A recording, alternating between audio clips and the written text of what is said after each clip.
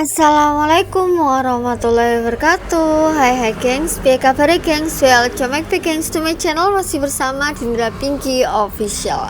Kontennya biar hoba asik yuk nge-tweet Dinda nih. So kali ini ya, ini adalah hidup itu pilihan ya. Mau kebahagiaan atau mau penderitaan ya. Kalian tinggal memilih gitu ya kan. Pilihan ada di kalian ya. So sebelum kalian nonton videonya bisa nih di like, comment, share, subscribe, dan jangan lupa ya dinyalain loncengnya ting biar Dinda lebih semangat dalam make videonya dan kalian gak ketinggalan video selanjutnya. Oke, tanpa berlama-lama lagi, yuk langsung aja cus gaskan cekidot. Yeay. Kemudian untuk kali pertama dalam hidup saya memutuskan untuk berwudu, mandi kembali. Kemudian saya melakukan satu hal yang tak pernah saya sangka akan saya kerjakan seumur hidup saya, Ustazah. Saya sujud syukur. Sesuatu yang tak pernah saya pikirkan akan saya lakukan seumur hidup saya. Saya sujud syukur. Saya sampaikan kepada Allah, ya Allah, terima kasih masih Engkau sisakan iman dalam hati saya. Terima kasih ya Allah, masih Engkau sisakan anak untuk saya. Terima kasih ya Allah, masih Engkau biarkan saya sholat menghadap kepadamu.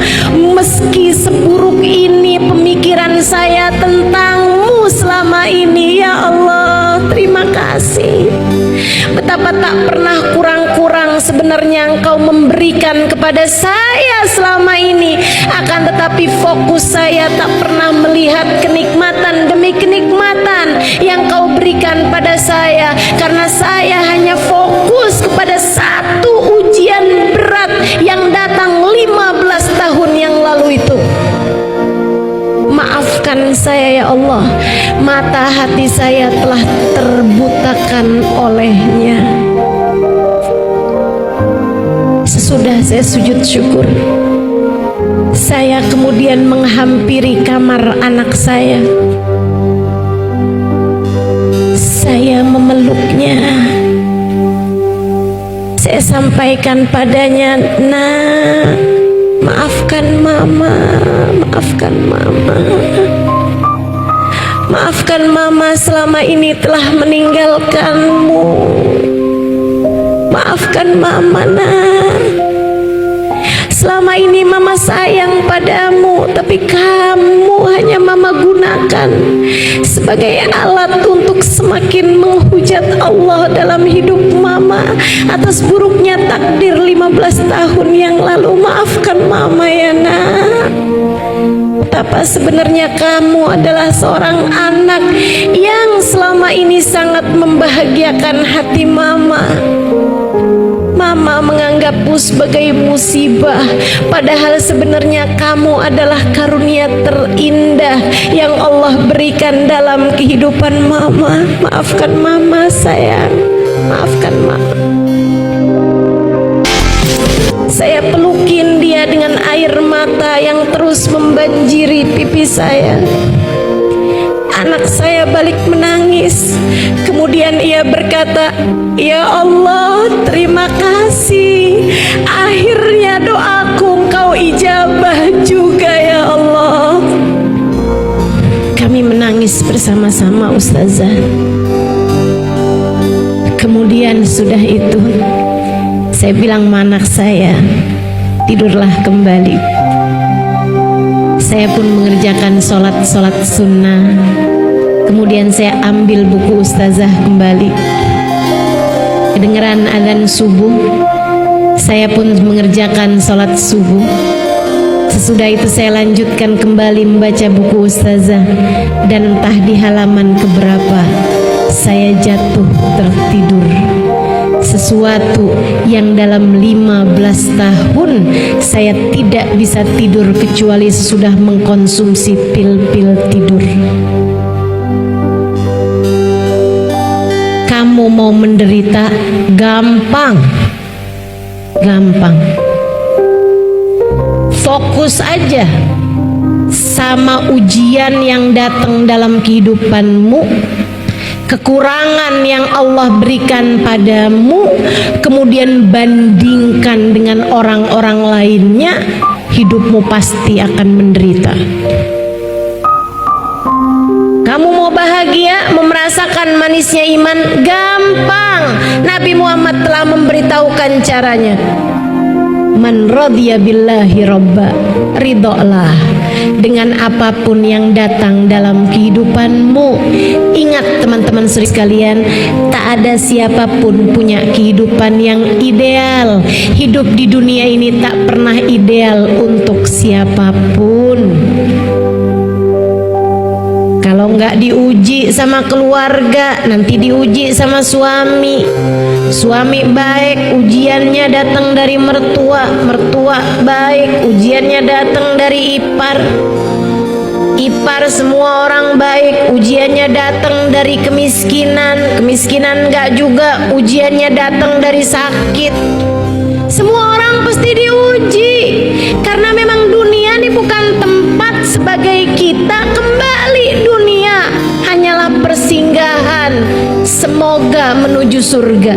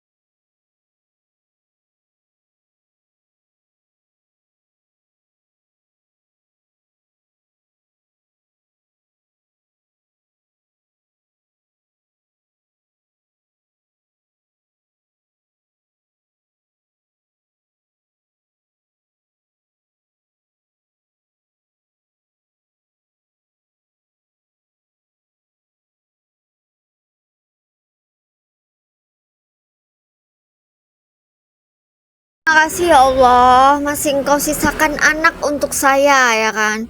Terima kasih ya Allah, masih Engkau biarkan sholat menghadapmu. Meski ya Allah seburuk itu pemikiran saya selama ini tentangmu, ya kan. Nah ini jadi yang kemarin itu tidak bersyukur akan anaknya, menutup diri akan anaknya karena malu ya dengan orang-orang gitu. Kalau dinilai gitu tentang anaknya dia malu. Sekarang karena yang di bis ya, wanita di bis itu yang kesakitan tapi masih bersyukur itu, dia terketuk sampai dia bilang seperti itu, bilang kalau terima kasih telah menyisakan anaknya ya kan, terus terima kasih masih menyisakan iman gitu ya di dalam hatinya ya kan, terima kasih masih dibiarkan sholat gitu menghadap Allah gitu ya, menghadap Allah gitu, meskipun ya Allah seburuk itu gitu loh pemikiran wanita itu kan ya tentang Allah yang kemarin menghujat lah, menyalahkan kayak gitu. Saya juga pernah di posisi itu ya, sampai aku bilang ya Allah sambar petir aja ya Allah kayak gitu. Terus tiap ada hujan ya kan, semoga aku terbawa hujan kayak gitu loh gengs ya, sampai di tahap yang seperti itu. Mungkin masih mending wanita ini kali ya, yang kesabarannya benar-benar ngeri. Tapi kalau Dindra enggak, memang dulu tuh aku menghujat Allahnya itu terlalu ya, udah nggak aku tutupin lagi ya, karena ini kontenku konten real ya, nggak membuat-buat, nggak mengarang cerita ya, benar-benar pengalaman pribadi saya dan saya merasakannya gitu. Indra merasakan itu semua, jadi nggak apa-apa yang jelek-jelek aku tuangin semua aja gitu. Yang penting kan sekarangnya ya kan kita berusaha memperbaikinya gitu. Nggak apa-apa mau kalian bilang wah Dindra itu kayak gitu ya, nggak apa-apa juga, saya malah suka gitu. Orang menilai buruk tentang saya malah suka. Jadi orang itu nggak melihat aku tuh baiknya aja gitu, paham ya? Jadi apa ya yang kalian lihat sempurna, yang kalian lihat baiknya itu prosesnya itu panjang gitu, lama gengs gitu. Jadi aku pengen ngasih tahu ke kalian juga kalau aku tuh seburuk itu gitu loh. Seburuk itu juga gitu ya maksudnya. Nah ini masih mending nih wanita ini menghujatnya hanya seperti itu ya kan. Kalau saya tuh parah gak usah dikategorikan lah pokoknya ya. Terus ini ya, terus meski ya Allah seburuk itu pemikiran saya selama ini tentangmu, terima kasih ya Allah, betapa ini maksudnya ya, betapa tak pernah kurang engkau ya kan, betapa tak pernah kurang engkau memberikan saya selama ini gitu kan ya. Jadi ini tuh dia tuh udah benar-benar melihat yang lebihnya aja gitu, nikmatnya aja gitu. Terima kasih ya Allah, betapa tak pernah kurang kau memberikan ya saya selama ini. Jadi apapun gitu ya, walaupun kecil apalagi besar ya, kenikmatan seperti apapun, sekecil apapun ya disyukuri ya, dinikmati ya.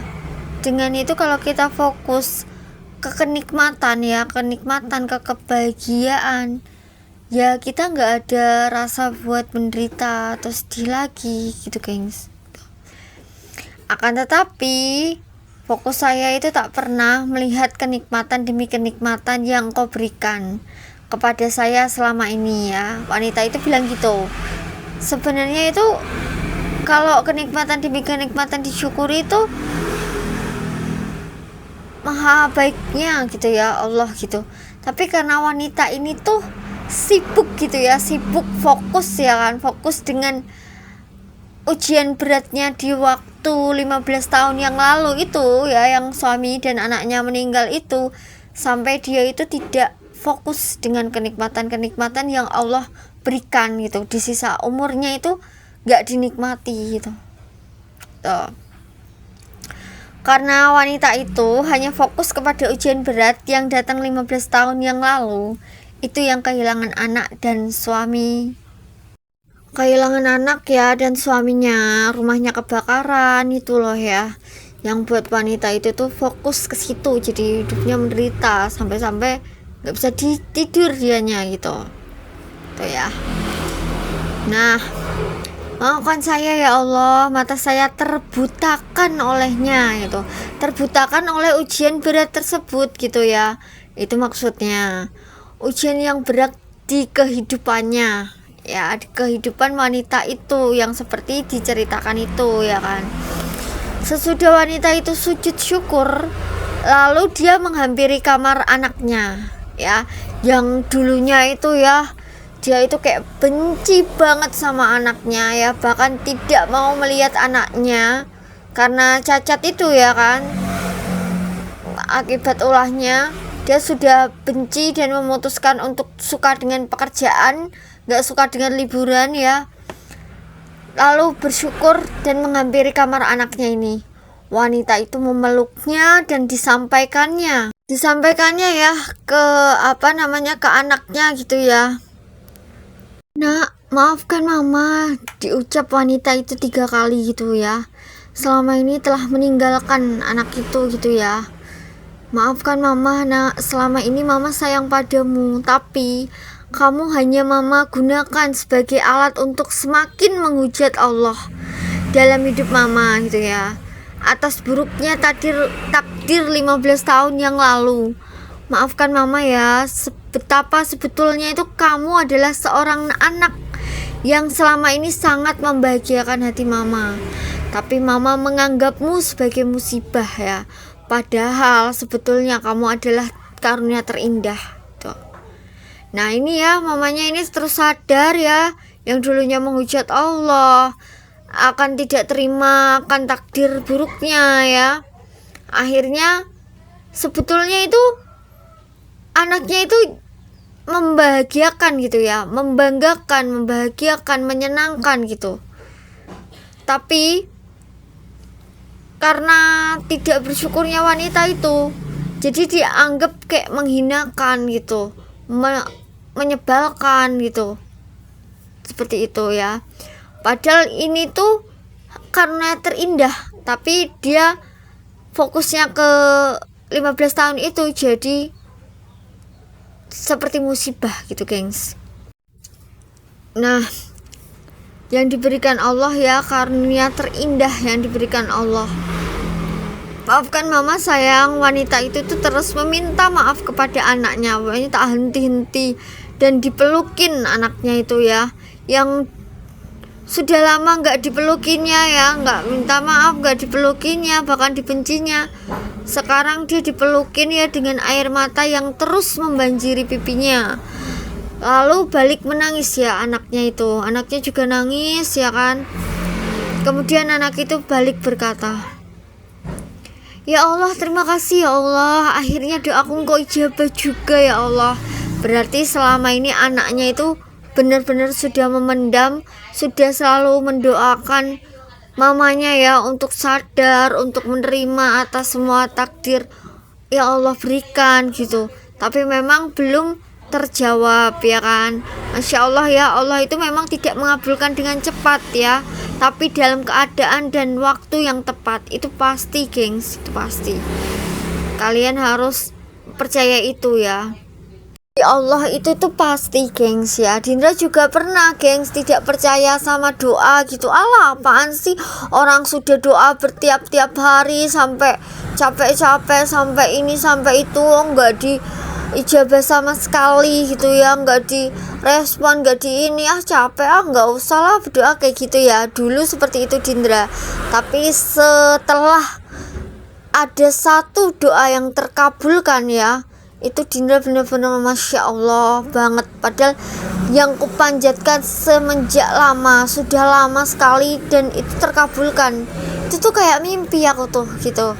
Jadi ketika itu satu itu terkabul, Dindra jadi sangat percaya dengan jalur langit, sangat percaya dengan doa, sangat percaya dengan Allah gitu ya. Lalu mereka menangis bersama-sama. Lalu mamanya bilang, tidurlah kembali nak ya gitu. Disuruh tidur kembali anaknya, karena mamanya tadi kan sudah sudah memeluk, sudah menyita waktu, maksudnya bukan menyita waktu ya, sudah membangunkannya gitu di saat anak itu tuh istirahat gitu. Dan wanita itu tuh mengerjakan sholat sunnah kembali. Kemudian dia ambil buku ustazah kembali, dan kedengaran suara azan subuh ya. Nah, dia sesudah kedengaran suara azan subuh, lalu wanita itu bergegas gitu mengerjakan sholat subuh ya. Sesudah wanita itu subuh gitu ya, wanita itu tuh melanjutkan gitu untuk kembali membaca buku ustazah, buku yang Bidadari Bumi ini ya, dibaca kembali. Entah di halaman keberapa gitu ya, wanita itu tertidur untuk pertama kalinya. Kali pertama itu maksudnya untuk pertama kali di selama 15 tahun itu dia baru bisa tidur ya. Sesuatu yang dalam 15 tahun tidak bisa tidur ya, kecuali sudah mengkonsumsi pil tidur gitu ya. Persis banget ya Allah dengan kisah saya ya. Bener-bener gengs, aku itu nggak tahu ya berapa lama konsumsi pil kayak gitu ya, sampai segalanya lah, segala macam pil ya, yaitu aku konsumsi. Dalam artian apa? Bisa tenang, bisa tidur ya, bisa nyenyak gitu istirahatku gitu ya. Tapi ternyata bukan itu ya, kuncinya ketenangan itu bukan itu. Gini, Allah itu, kamu itu mau cari apa? Tenang itu ada di aku, kenapa kamu mencari selain aku gitu, paham kan ya, seperti itu. Nah, storytelling kalau udah merasakan, mengalami, intinya udah berada di situ tuh ya, menceritakannya itu enak gitu ya, kayak bisa menyatu gitu dengan cerita itu. Tapi kalau misalkan kita belum pernah ngelakuin, belum pernah ngalamin, tidak tahu apa yang ada di dalam cerita itu ya, kita bingung sendiri, nggak enak gitu mau cerita juga gimana ya, wong ya belum tahu ya kan. Ibarat orang belum pernah kena ujian selingkuh ya, terus dia tahu gitu ya, diceritain tentang selingkuh ya, dia nggak akan nyambung, nggak akan selaras gitu, nggak tahu juga apa itu, aku belum pernah ngalamin gitu kan. Tapi kalau yang sama-sama ngalamin itu enak, storytellingnya juga kerasa gitu loh, paham ya gitu. Nah, hidup itu pilihan ya, mau pilih menderita atau bahagia. Ayo ngaku. Pasti pengennya kan pilihnya bahagia ya, pengennya semuanya ya kan ya. Tapi apalah daya, karena itu hanya sekedar pilihan saja ya bagi manusia yang kurang gitu ya. Dindra juga susah gitu untuk, susah banget sih ya, bahagia itu gampang banget kok, menderita itu gampang banget gitu ya. Semua orang pasti pengen bahagia, pasti itu. Tapi ada orang yang kurang bisa memahami apa arti bahagia sesungguhnya gitu. Kita mau menderita gampang, fokus aja sama ujian yang datang dalam kehidupan kita ya. Kamu pengen menderita itu gampang banget caranya, fokus aja gitu sama ujian-ujian yang datang silih berganti, yang datang di kehidupan ini ya, yang berat gitu. Fokus aja ke situ, nanti pasti akan menderita, pasti itu. Indra itu baru paham, baru sadar, baru tahu apa yang dimaksud Pak Deku, yang itu bahagia itu kita yang jalani, kita yang menciptakan sendiri. Nah, dulu itu Pak Deku ya, Pak Dicari itu sering bilang kayak gini, tapi akunya nggak ngeh karena memang kurangnya ilmu ya. Karena mungkin Dindra itu nggak mau kepo, nggak mau tahu gitu ya. Udah aja gitu kalau diceritain atau diceramain gitu ya. Jadi kurangnya ilmu jadi gitu ya. Tapi sekarang alhamdulillah karena kajian-kajian beliau ini ya, Dindra jadi paham. Oh gitu ternyata. Oh ya, karena ilmu kita jadi tahu. Ya, passwordnya apa? Karena ilmu kita jadi tahu. Ya gitu. Nah, sebaliknya kita tadi kan menderita ya. Sebaliknya kalau kita mau bahagia, mau merasakan manisnya iman tuh gimana? Gampang banget ya. Nabi Muhammad telah memberitahukan caranya gitu kepada kita. Ya, caranya apa? Man radiya billahi robbah. Ridolah dengan apapun yang datang dalam kehidupan kita. Jadi ridho aja gitu, menerima aja, nggak usah tanya kenapa, nggak perlu tanya mengapa sih kok harus aku, kenapa sih kok harus aku, nggak usah ya. Ridho aja gitu dengan semua takdir Allah, ketetapan Allah itu ridho. Sering kali bilang ya, apa yang terbaik untuk kita belum tentu terbaik untuk Allah ya kan.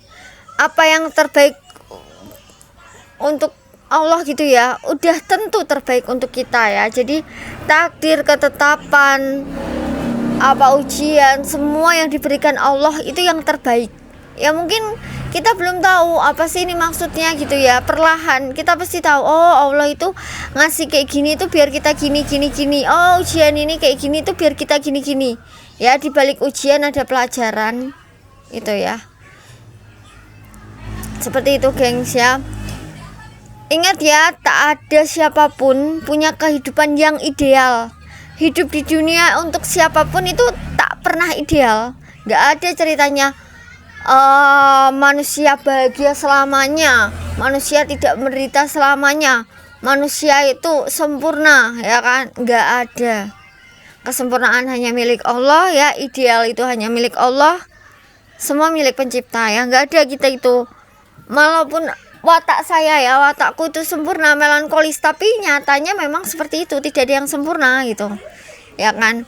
Kalau nggak diuji sama keluarga ya diuji sama mertua ya, sama suami, mertua, atau dari mana-mana gitu ya, iparnya, adiknya, anaknya, atau siapapun itu ya. Intinya ujian itu selalu ada. Kalau kita belum tiada ya, ujian akan selalu ada. Kalau kita belum tiada, kalau kitanya belum meninggal ya, belum wafat gitu nanti ya, masih aja ada ujiannya gitu gengs. Gak ada lolos-lolosnya, itu gak ada. Lolos ada ujian lagi, lolos ada ujian lagi. Bak layaknya kita sekolah. Sekolah udah lolos ya, udah lulus ya, ke tingkat lagi, apa, naik tingkat lagi ya kan, naik level ya. Kalau dalam kehidupan itu naik levelnya. Kalau bisa lolos dengan ujian Allah yang diberikan itu, kita naik derajat kita naik level kita. Sama halnya dengan sekolah. Kalau kita bisa mengerjakan soal ujian itu, kita bakal naik kelas ya, dengan nilai yang bagus atau nilai yang biasa atau nilai yang apa, yang bagus ya dan luar biasa itu ya, biasa atau luar biasa itu tinggal tergantung pilih yang mana gitu kan ya. Seperti itu ya. Jadi kalau apa namanya belum tiada itu, ujian pasti bakal selalu ada di mana aja ya, di siapapun aja, di manusia siapa aja ya.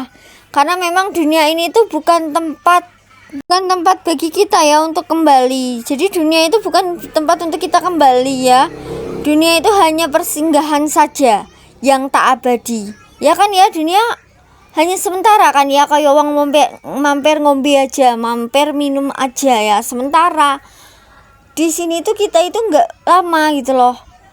Bagi kita, bagi Dindra dulu itu lama banget ya di dunia itu. Padahal sebetulnya lamaan di sana nanti gengs, di akhirat nanti gitu, ketimbang kita di dunia gitu. Makanya mumpung dikasih umur yang masih gitu ya, masih tersisa ya, yang tersisa itu digunakan buat cari amal ya, buat cari bekal buat kematiannya kita nanti gitu. Nah, persinggahan saja ya yang tak abadi. Semoga menuju surga jika kita udah wafat nanti ya. Harapannya kan semua orang ini ya dilahirkan di dunia ini buat masuk surga, biar nggak menderita lagi gitu ya. Harapannya semua orang ini ya kan.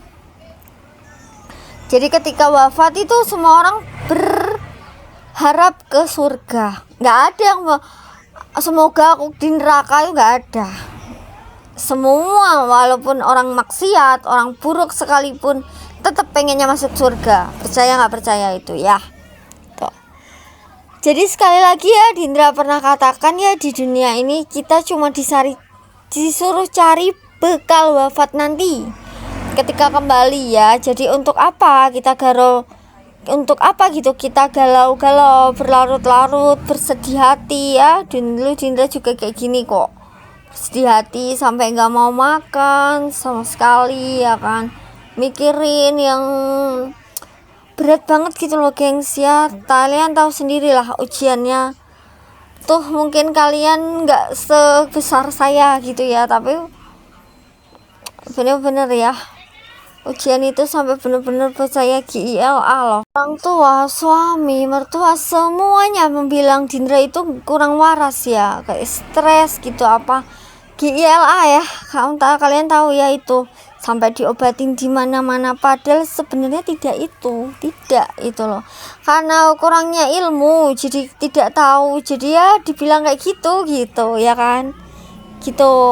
Emang semua itu ya, semua apapun itu kalau sudah dapat kuncinya itu enak gengs, gampang gitu masuknya ya kan gitu.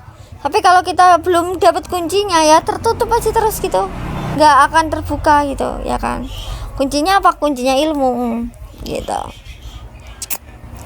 Nah ya kan, nggak usah ya sia-sia nanti kalau misalkan kalian tetap berlarut-larut dalam kesedihan ya, bersedih hati yang berlarut-larut ya, sia-sia nanti ya gitu.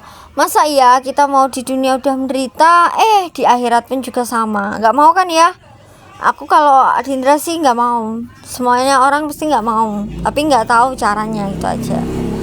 Semua orang pasti pengennya yang baik-baiknya ya kan, dan dua-duanya pasti kan ya, karena apa ya,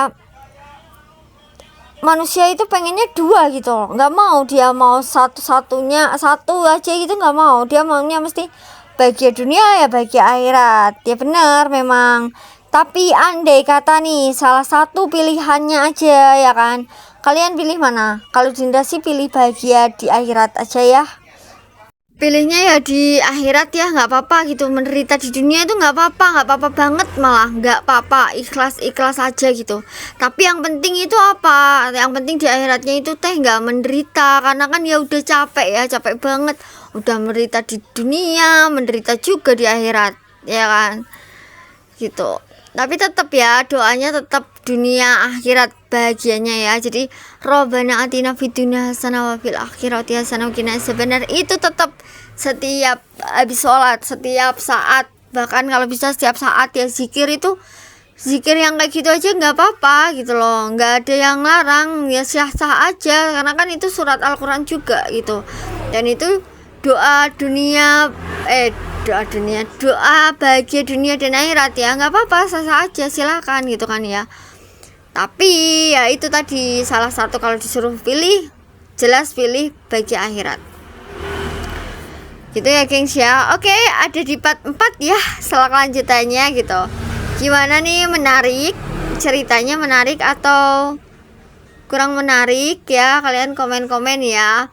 Tapi menarik kurang menarik tuh nggak penting gengs, yang penting kita bisa mengambil pelajaran dari setiap cerita yang disajikan, dari setiap kisah yang diberikan, dari setiap apapun yang kita dengarkan, kita bisa mengambil pelajaran, kita bisa mengambil pengalaman, kita bisa mengambil yang bermanfaat gitu aja ya kan gitu. Seperti itu ya, sudah panjang lebar kali tinggi ya kan. Waduh, ini juga uploadku juga nggak main-main, dari waktuku cicil gengs, tapi terus berada di tahap ini ya kan. Nulis skripsi itu juga nggak sekedar nulis loh gengs, kita juga berpikir gitu, apapun itu juga berpikir. Jadi hargai ya, siapapun konten kreatornya, hargai, tidak usah dicaci maki kalau memang ada kesalahan yang terjadi atau penyikapan yang kurang tepat buat kalian gitu ya gengs ya. Ternyata sudah di penghujung cerita aja nih ya kan. Oke, alhamdulillah sekian dulu gengs video dari Dinda. Semoga kalian selalu lancar, selalu disini. Doa terbaik untuk kalian. Thanks for watching gengs, please stay permanen ya. Salam gotik, salam mutiara surga, salam cupu, salam. Assalamualaikum warahmatullahi wabarakatuh. Bye.